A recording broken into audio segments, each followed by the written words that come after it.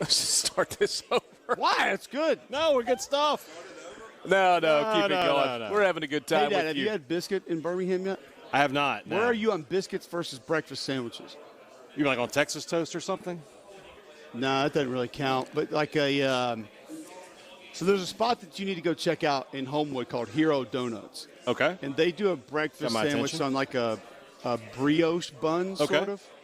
And they do a Conecuh breakfast sandwich, but they have their own like pepper jelly that they make. Okay. It will change your life. It'll change your life. Heroes Donuts, you say? Singular, Hero Donuts. All right, I'm giving it a look. Yeah. It's worth You're it. not I trust offering him. breakfast suggestions for me? You know, I haven't had that conversation with you on any platform before. Brian and I have had that conversation multiple times on multiple platforms. So if you'd like to get into it, I'm all about it. He really likes cornbread. No, that is not a fan. That is not a true that. statement. There is good cornbread out there. Yeah. Some cornbread is not great. There is some really good cornbread out there. You just got to find it. You got to seek it out. You really have to look hard. Really have to look hard for Well, my wife you get happens you get like a honey glaze on top, maybe some jalapenos in there. Like it can be good. okay. You got some cheese in Especially there? with chili. Cornbread with chili. Yeah, or if you do like Mexican cornbread with fried pork chops where it's got a little bit of a crispy edge to it. I agree. That can You be can sell me on that. Yeah, it's all good. Hey, you got a new gig. Mm-hmm. How's that going? It's great. It's fun. Greg McElroy and I doing mornings on WJOX in Birmingham. I mean, it is a football show and a football-centric show, and I don't think that's a problem for either one of us. I think that we know that. Sorry, I was distracted by that. Like that's just what I get when that guy calls me. That is horrific. I'm not even going to tell you who it is. I'm going to screenshot that and text it to him and say, I was just doing an interview and this showed up at the table for everybody to see. Nobody wants to see that. So it was a big old belly with a sunscreen smiley face. I'm going to send you a picture of me like that. I'm and not that could gonna be say your who it picture was. for We it. should I was going to say, you want to rat him out? Not a great, no, bad idea to say who it was, actually. We're in the football capital of the world. And it's funny because when I was a kid, I used to go to games at Legion Field. And Legion Field to me was exactly what the Upper Deck said. The Upper Deck, if you remember, said football capital of the South. That was the football capital of my life because the Iron Bowl was played there. Alabama played 3 or 4 regular season games there. They always played Tennessee there. Mm-hmm. They would play their bigger games there. State championship games were there. There was a bowl game that was there. And believe it or not, this is real, folks, the SEC championship game was there. So every big football game that happened early in my life felt like it was at Legion Field. So did you go to either of the first 2 SEC championship games? I went to the first one. Yep. So 92. Yep. Alabama, Florida. Sleet, rain, cold. Nasty. It was not a pretty weather day. That's Antonio Langham, right? Langham. Yeah. Yep. Pick 6. Look at to you. wrap it up and to win it. Normally, I'm the history guy on this show. Yeah. So it's to be able to do a show with the Alabama Auburn thing is kind of played out, but this was different from that perspective.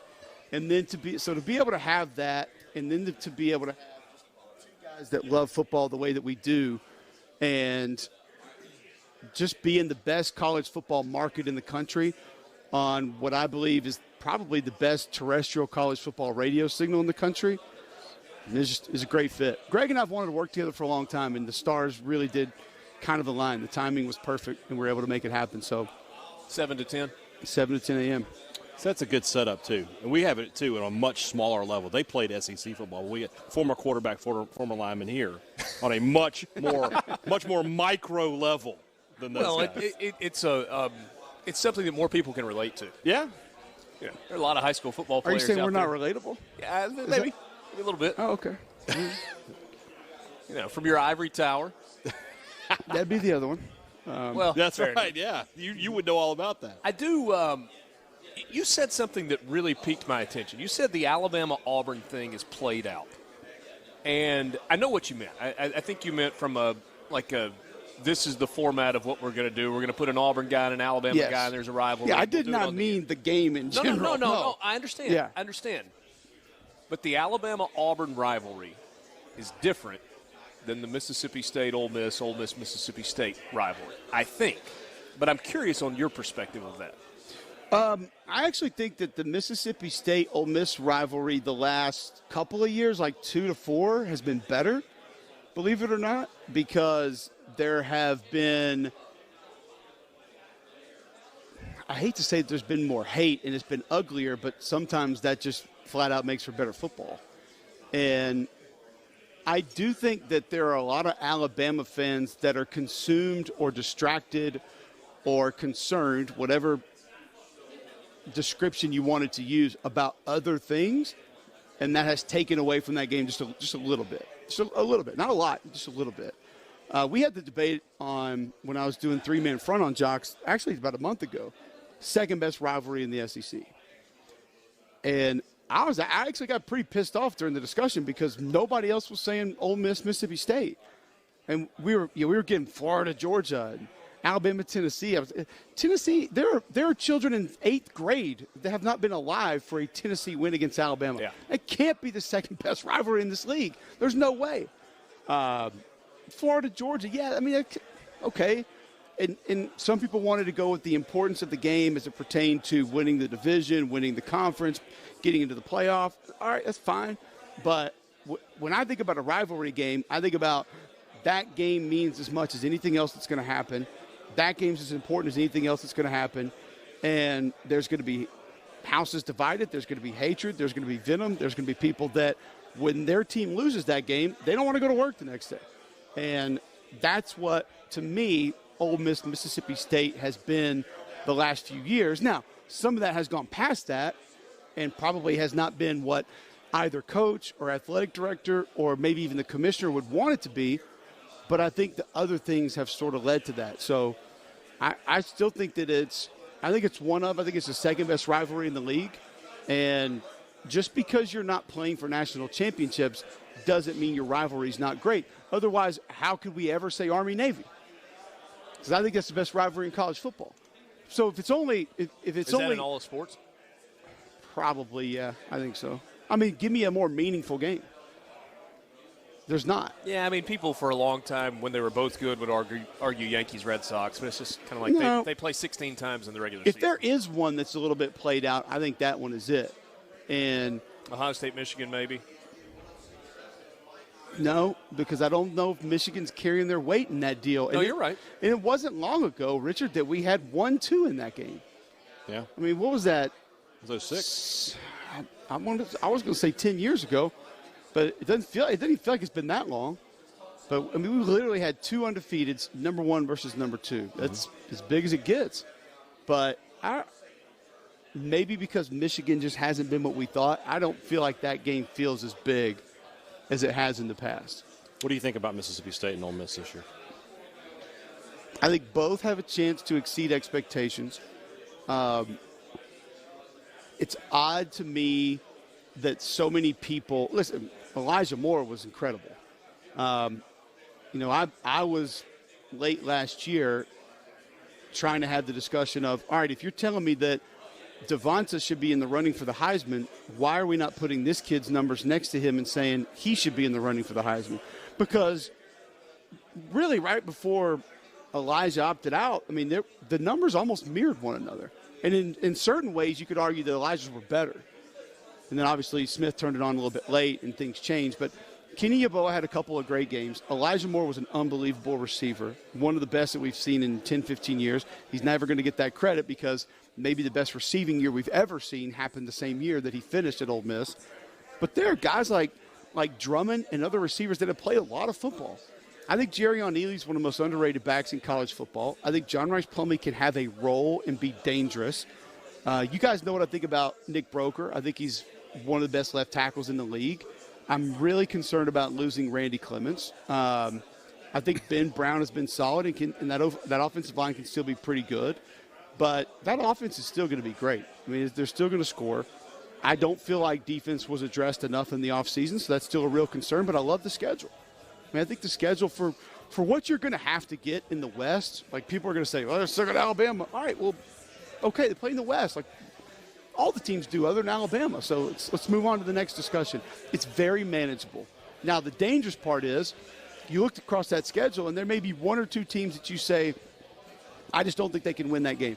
But the rest of them, you can make a case they can win. But I also think there's a lot of those games you could say, wouldn't really surprise me if they lost. Because they're not going to get stops. Yeah. So We talked about it yesterday. I think the biggest potential difference between number of wins and number of losses, I think LSU's got the biggest, and then Ole Miss may be the second biggest. Let's press pause on this conversation. We're going to continue with Cole Cubelic. Sports, most of the time, all around pretty good dude. Tom Hart has decided that he's just going to walk camera. directly into the live stream frame. This is what we're dealing with. I think that just got really tight and blurry. he's so excited that he's going to be back on the road this year. He should be excited He can't about help that. himself. He should be excited about that. He's just trying to interject into everything. He thinks the season has already started. Yeah.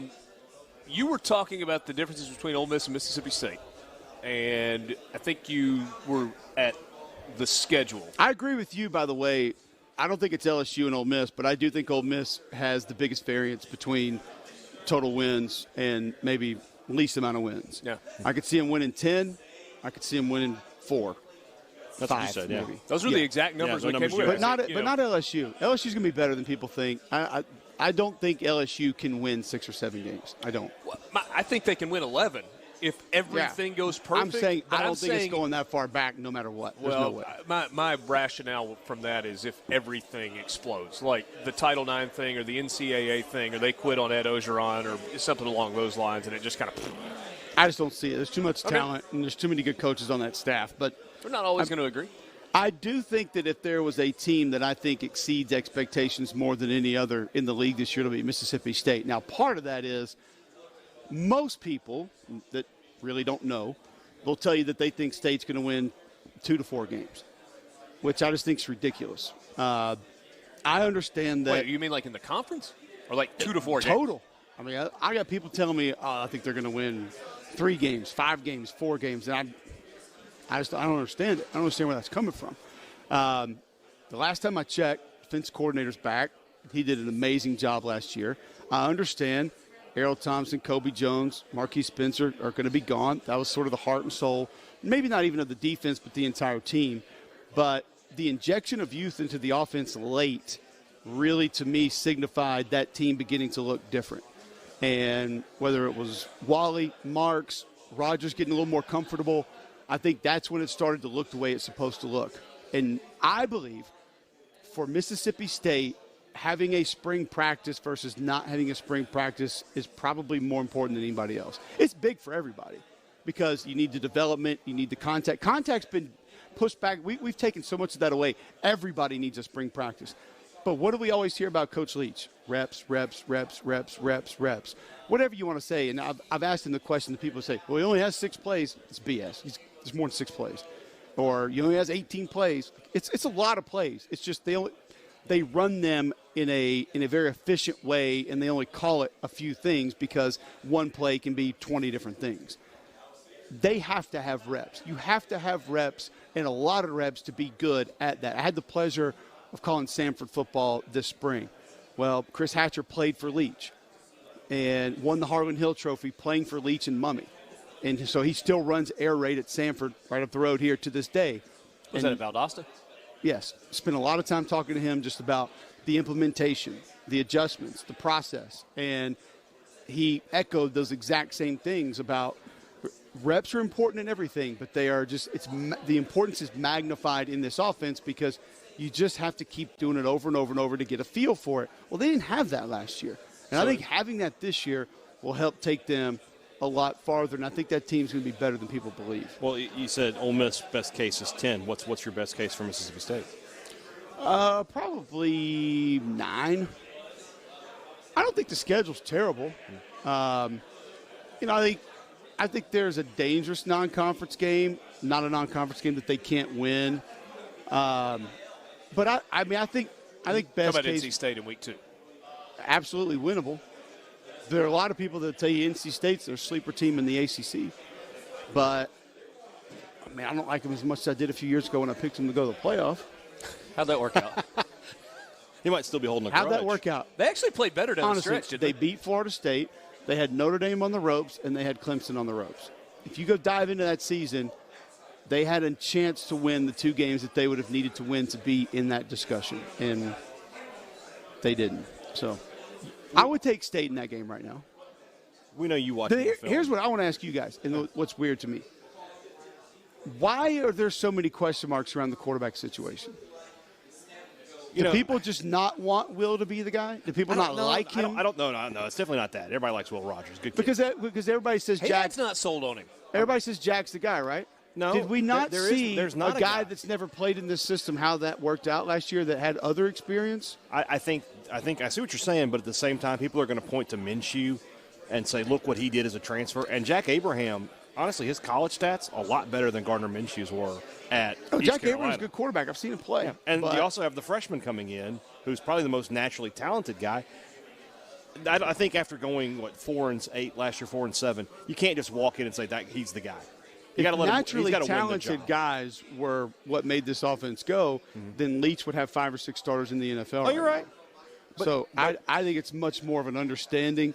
It's much more of a feel, and it's much more on timing and rhythm than anything else. You guys watched the offense last year. How many times they throwing the ball 40 yards down the field? Not often. It's all intermediate accuracy, timing, feel, rhythm, understanding, wherewithal, processing, decision making. Maybe more important than all those, when to get the ball out. And the funny thing to me is you saw it on a week-to-week basis, and we're really questioning Will Rogers. I only saw him in person once, and I walked away from the Egg Bowl pretty impressed. He outdueled Corral. He set the record for the most. No one talks about it. Most passing yards in the game. And made some huge throws late in that game. If State doesn't fumble on the 1 yard line, we might still be playing. And was taking a beating late in that game too. Yeah. He was getting knocked around. Here's what has to happen, in my opinion, more so than anything else. Adjustments up front on offense have to take place.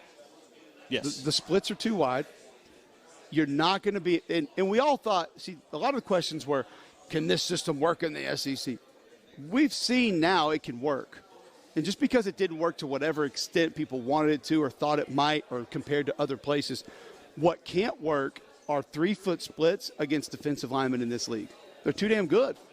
They're too quick. Quentin Bohanna at Kentucky, who was 6'3", 355 pounds, was shooting gaps and winning against that offensive line last year. And not because the offensive line wasn't good, it's just you're giving them too much space to operate. That's one thing that Hatcher told me at Stanford. He said, first thing I did is cut our splits down. I'm just telling you guys, it sounds simple, it sounds easy. That has to happen. Is part 2 the running game? Got to run it a little bit more? No. It's all an extension of the running game. Yeah, it is. When if they run the ball before and like, oh, that's why it worked. It would help. But it wasn't in the SEC. It would help and it would be nice, but does it have to be there? No. Now, maybe if we wanted to go down the path of, do you need to be more effective running the ball to force defenses to play you a different way? Maybe. But I think Leach will. I'm sorry. I thought that part was understood with my question. I don't mean like run the ball just because somebody says you need to be at 70-30 in terms of a split. Yes. My question is, do you need to run the ball more so that you need to run get the ball people effectively out of a constant dime coverage to allow you to throw the ball more effectively? Maybe. When you hand the ball off, you need to get 6 yards. It doesn't matter when you hand it off. Just when I do it, I'm going to get 6 yards. If there are 3 defenders within 8 yards of the ball, you should be able to hand it off and pick up a significant amount of yardage every time you attempt that. Great conversation as always. Thank you. Appreciate your time. I'm sorry I did not understand the implementation of your question when That's you all right. asked it, but it's his fault. I'll be better. Nah, don't blame yourself. I expect more from you, but that's okay. I've got to improve. Cubelic and McElroy on Jock 7 McElroy and Cubelic. We're trying to give you top billing. Come on. No. You deserve it. Greg didn't want that. It's the Mac and Cube show. We'll be back.